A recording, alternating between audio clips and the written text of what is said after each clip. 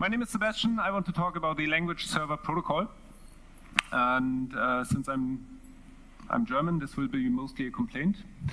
But I hope it will be entertaining and a little fun, and there's something to take away for each of us. Who of you is a Java developer? And who of you uses Eclipse, VS Code? So, POM.XML editors, anyone? No one edits POM.XML files, okay. I'm an independent consultant doing professional software development since 20 years, so I code for money. I'm a language engineer at heart, mostly with the Xtext framework, but I also used JetBrains MPS back then, or other technologies to implement languages, domain-specific languages, IDEs. And yeah, obviously, since the language server protocol was incepted, I got curious whether this will be the holy grail for IDEs or not. This presentation will be basically in 4 parts. I will give a very brief overview about the LSP protocol, what the idea behind is, how it essentially works in a nutshell. Then the stuff that I found that I like about the LSP protocol, and what I consider the missing parts, things that I would like to see in there that are probably never going to happen. So what is the language server protocol? The language server protocol is a means to decouple editors from compilers. Essentially, this is how Microsoft puts it on their web page. It defines a protocol used to establish a communication between an editor or an integrated development environment, integrated as an IDE development environment, and a language server, which I call a compiler that is suitable for providing also UI relevant information to the IDE. And the protocol is used to send information about language features back and forth. Outline view, hover information, things that you are used to from mature IDEs as well. So far, so good. So it's an idea to decouple the editing experience from the compilation process, which is usually, like, intuitively a great idea. How does it work in a nutshell? With a very simple example. So we have 2 parties. One is the development tool, the editor, and one is the server process, usually running co-located with the editing tool on the same machine. And interaction that happens, that is initiated by the user in the editor, triggers messages that are exchanged between server and client. So I, as a user, open a document, so the development tool will load that file, make a document out of this. What the document is, I will explain that in a minute. And notify the server about this user interaction, that a document was opened. Good. So subsequently, I as a user perform some textual modifications, and the server is notified about the fact that I changed the document content. So it sends a did change message to the server. And noteworthy here is that the server subsequently publishes diagnostics, information about, like, feedback about the changes that I did. Might be compile errors, might be something very simple like spelling mistakes, depending on the nature of my server process. Interestingly, these are called notifications because there's no response to be expected for those. It's like fire and forget message. And it goes into both directions. So the editor sends to the server, and the server sends a notification back. So this is a bidirectional communication protocol that is established. The implication of this is that there exists exactly one client for exactly one server, according to the specification. What we have also, besides notifications, is something that is called a request and response. So when the editor initiates a user interaction like go to definition, then it needs to know where to jump to. And it requests information about the definition at a certain position. And the server responds with the location where the editor should jump to. So the result is a location information. And after all the interaction, the editor may send a did close document event when I close the editor again. That is, in a very simple means or very simple flowchart, the interaction between client and server.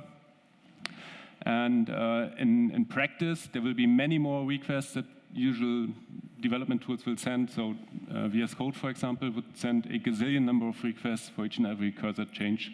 The server is supposed to handle those. But this is it in a nutshell. What are the advantages of this protocol and the beneficial concepts that were invented? What I like about this entire machinery and the communication protocol is the idea about the document. What is a document? A document is essentially a string.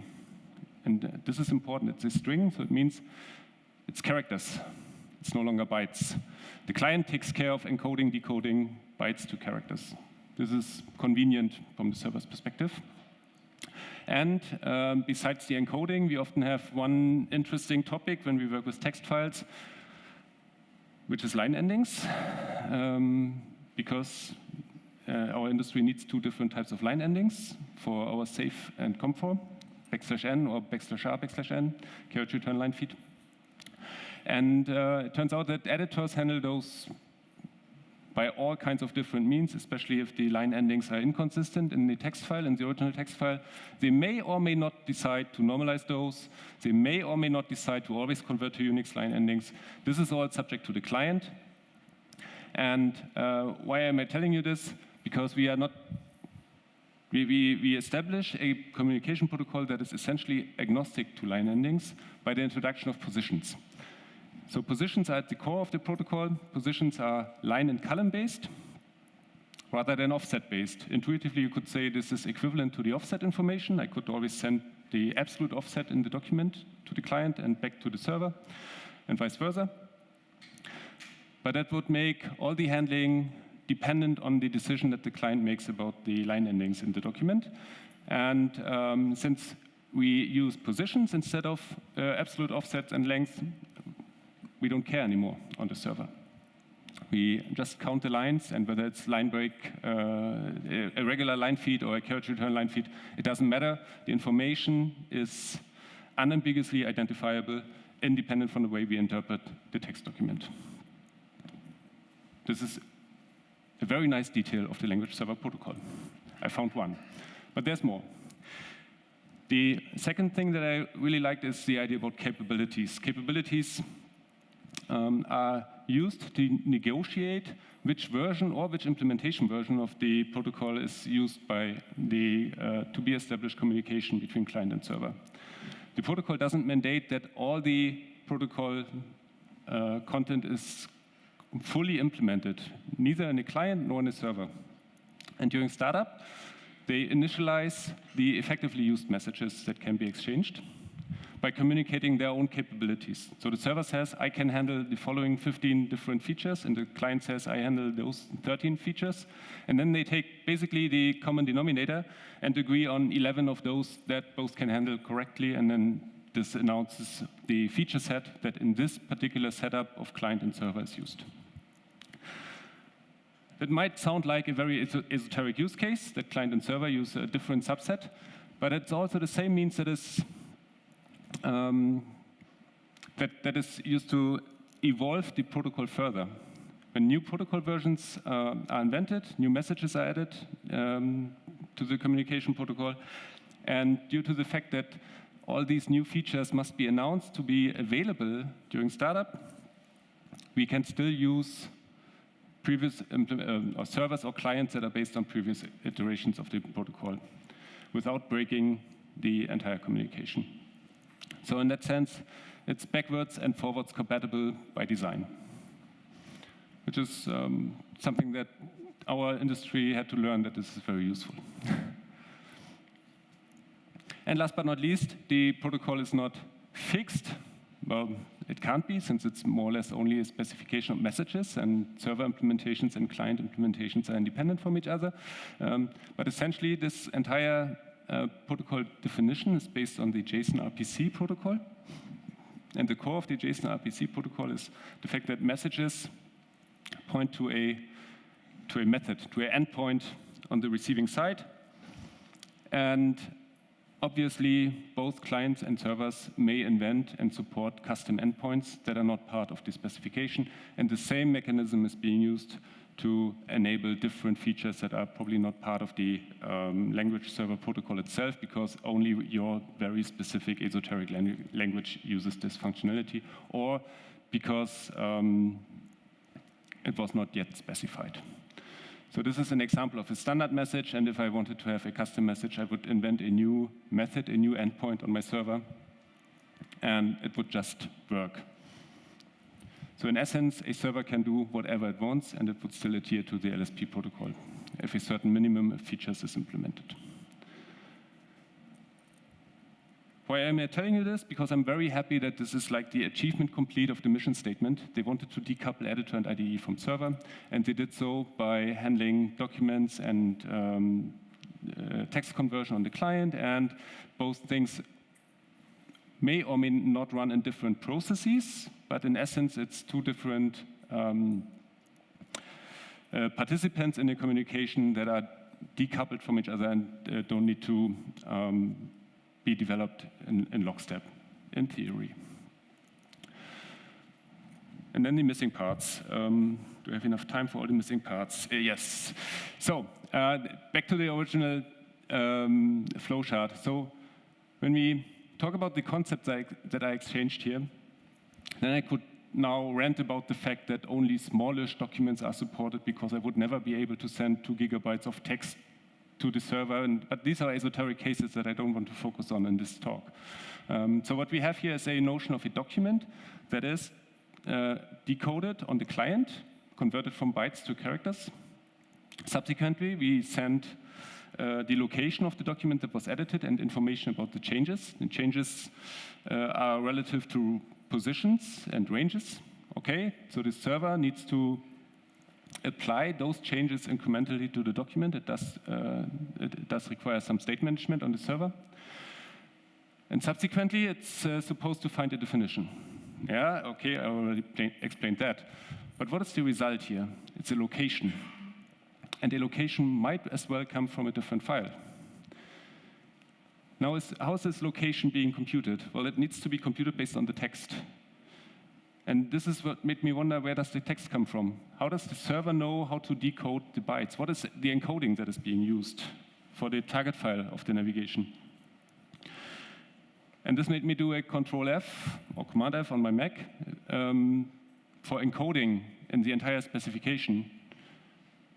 And there are only very few mentions of character sets or encoding in the entire thing, because it's not specified how encoding information is communicated between client and server.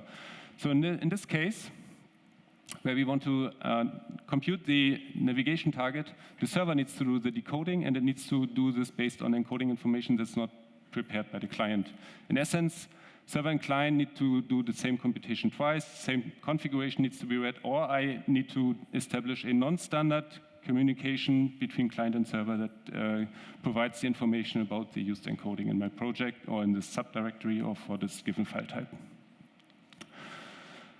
So even though the client is supposed to convert from bytes to chars and vice versa when text changes are to be applied, the entire business of decoding and encoding is not part of the specification, and neither is part of the specification that the client offers the text content directly to the server. So there's no API standardized that allows to ask for the text at a given UI without causing side effects on the client. That made me sad, as usual. What else do we have? So the client reads and writes text files. I already elaborated on this.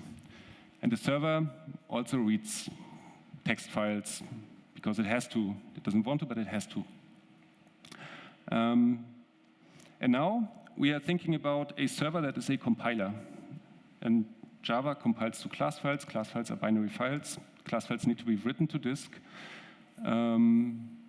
Even though the client, by definition, is kind of the owner of the file system, because it has also the file watchers and all the stuff that notifies the server about changes, there's no API that allows me to write binary files.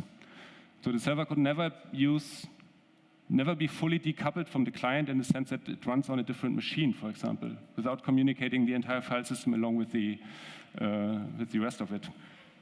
Binary files are completely out of scope for the protocol, and in that sense, the question who owns the file system cannot really be answered, because both sides need to own the file system, which is contradictory. In that sense, you don't have an owner anymore. So the responsibility, what is the client's task and what is the server's task, is not part of the specification, and it's not even easily deducible from the specification.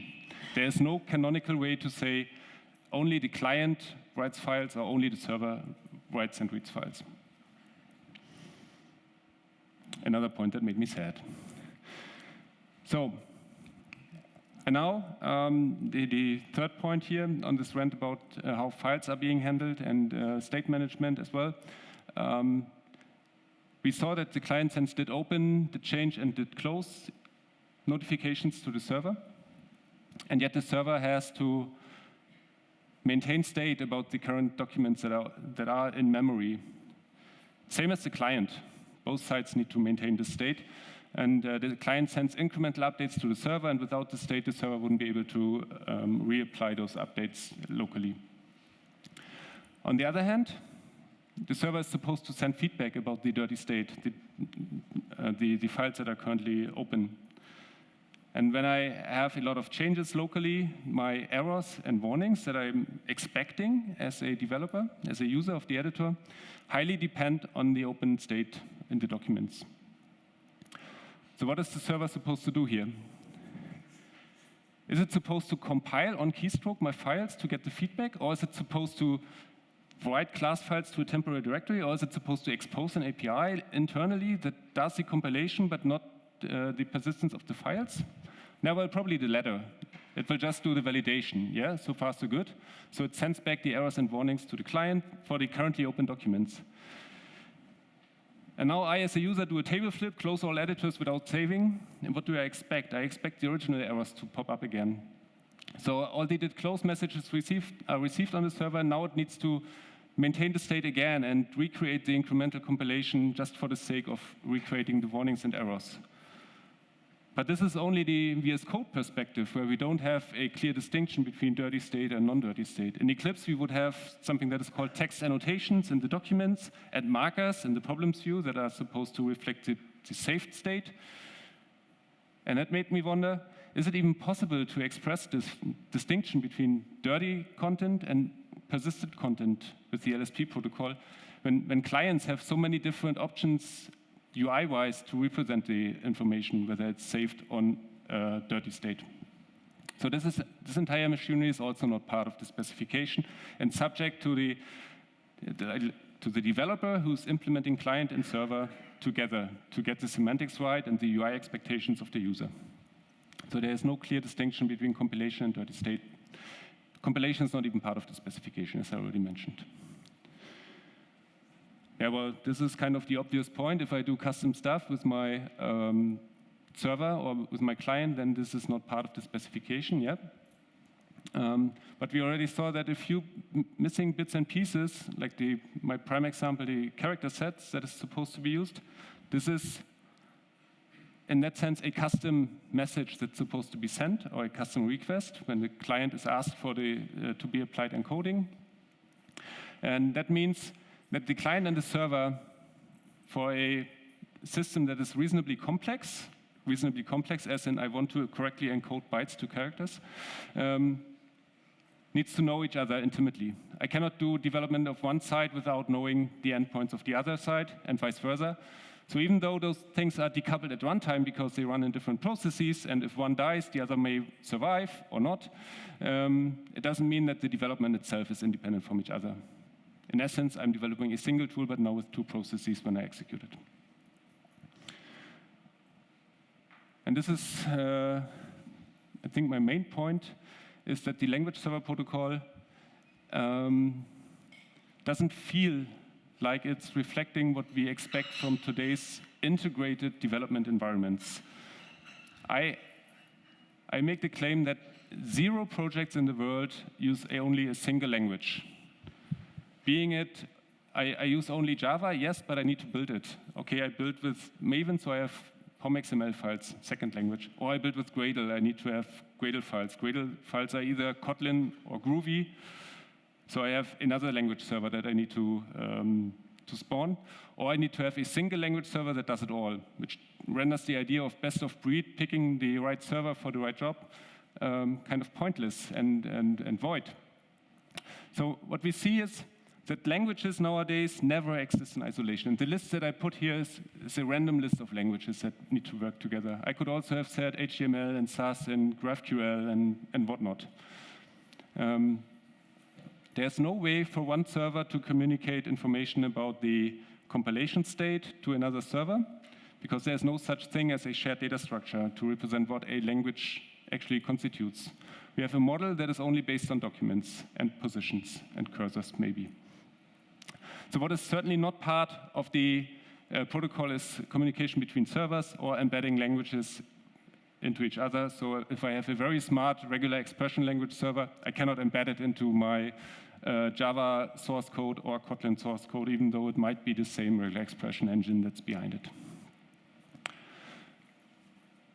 And this is by intention, in fact. So when you look at the web page where the protocol is explained, you see that it's deliberately chosen to use data types that are language neutral but come from the domain of text, because there's not much to debate about text. Offsets are offsets, or positions are positions, and documents are documents. But the interesting part when you think about integrated development environments is the rest of it. What constitutes the AST? How do I reflect the signature of a Java class when I also have a Kotlin file next to it and those need to interact with each other? Do I need a single language server that supports both languages? Or can I pick the best Java language server and the best Kotlin language server and they just know each other when I have two open files? It's not the latter, I can tell you. So even though this was a deliberate decision, I argue that it was not the best decision in terms of achieving the goal of having an IDE. So what we certainly can get with the language server protocol is something that allows to implement a smart editor. But the language features that are provided are not integrated with other language servers. What is my verdict? I would say the language server protocol is a great blueprint when I want to develop an IDE from scratch. Why is that so important? Well, we all know when we have used Eclipse that it is crucial to decouple heavy lifting from UI interaction, because otherwise the UI thread would be blocked.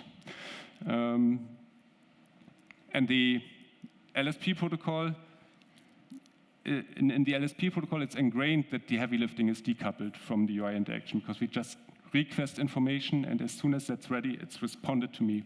But I don't need to wait for that information to pop up.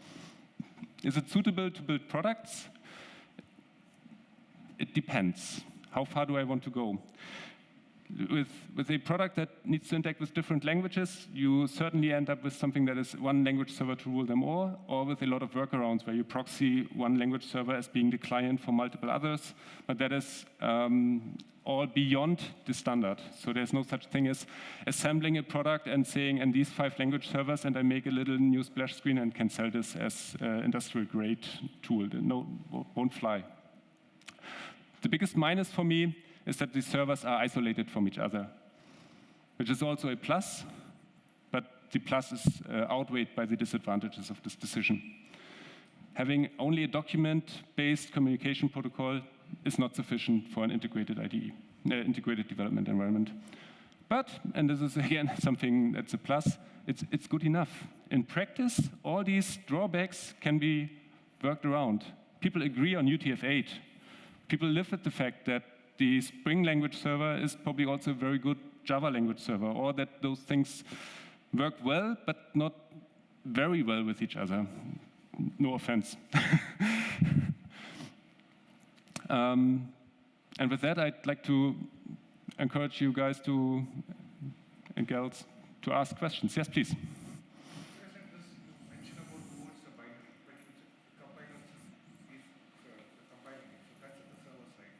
Yes. So then why can't we assume that The question is, how can we assume that the binary files are not owned or could not be owned by the server if the server is responsible for the compilation? My line of thinking there was that we have a client, and the client is supposed to watch a directory tree for changes. So you do git checkouts, you do clean builds and whatnot, and the server is supposed to be notified about these changes in that directory tree. And the client is also supposed to apply edits when you send workspace edits from the server to the client. And in that sense, the client knows what are the open documents and how to apply those things. Now, if we treat binary files differently from text files, we have two different processes that will perform modifications on the file system. And only one of those is also watching the file system and needs to filter all the binary file changes. So it kind of doesn't feel right that there's no clear ownership of who's owning this part of the directory tree and supposed to perform the modifications and observe the content of it. And the language server, being a Java language server, the fact that it compiles to binary files is the most common case, but it's not the only case. I can use annotation processing, for example. A Java compiler would write text files. Those need to be put somewhere in order to be picked up again by the compiler itself. And text files, again, need to be decoded correctly according to the client's configuration. What is my character set that's supposed to be used in this project? And this is a coupling / missing decoupling that I would like to be addressed in the protocol itself. Does that answer? No. Please. Yes, so a comment and a question about the governance. So the comment is, I think it's obvious that Microsoft clearly focuses the development of the specification for VS Code. And it's not really in their interest to make the protocol great for other IDEs. And the question is, shall we create an Eclipse specification project to somehow create our own or fourth or something like that? At the very least, it would be really cool to have a second protocol for inter-language server communication. Yeah. So Mio's point was, Microsoft obviously had the best interest in making VS Code a great editor. So this entire protocol is tailored towards the UI features that VS Code offers.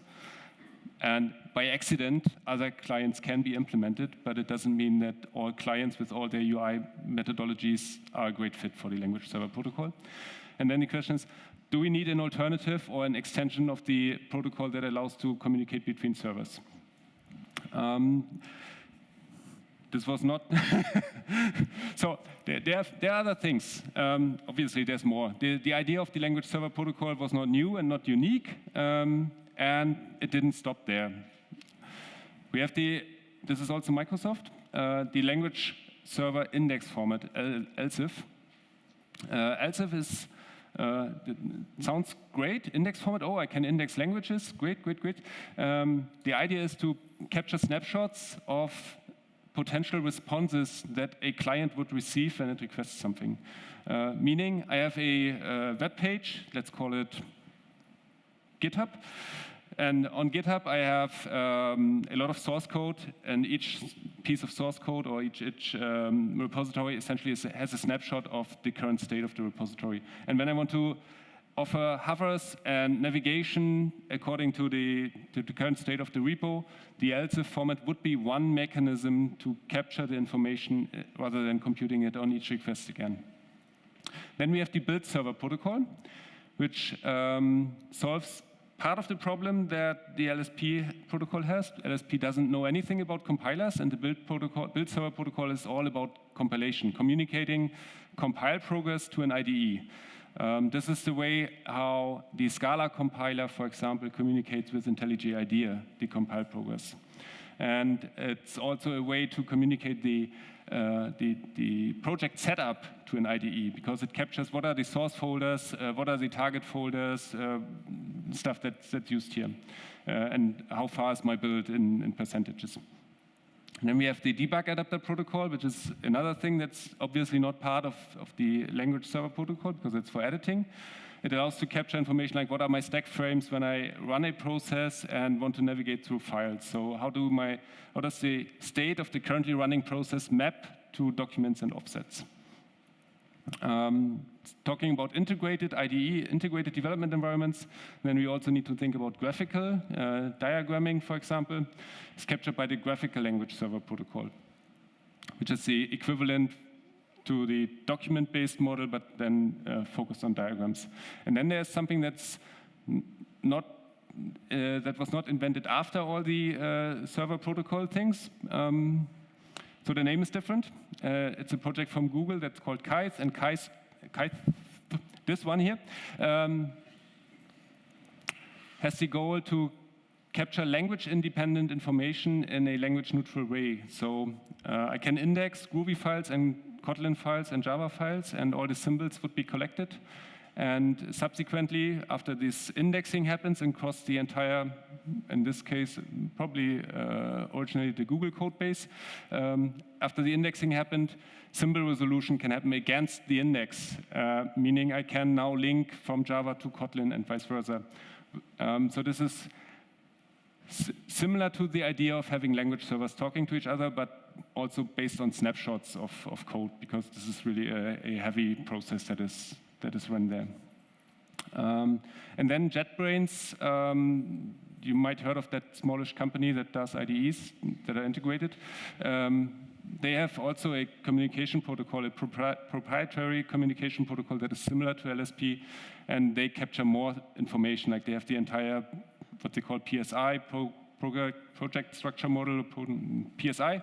I think that is part of that communication protocol that this allows to exchange information. So there's a lot of research and progress in this entire domain of ideas around splitting processes. And does it make sense to have a separate specification? I don't know. We would also need an implementation if we wanted to have a server-server communication protocol, for example. One more question, or otherwise I would say enjoy the great coffee at the conference. And I will be around until the end of things. And yeah. Oh, there's one. Yeah. So it's not the time yet to migrate from Xtext DSLs to LSP? That depends. The question is it the time yet to migrate from Xtext DSLs to LSP? And that depends on whom you ask. I would say it also depends on the features that you're using. If you are tightly integrated with the Eclipse JDT, then I wouldn't migrate to an LSP-based solution yet, even if it's Xtext-based or not.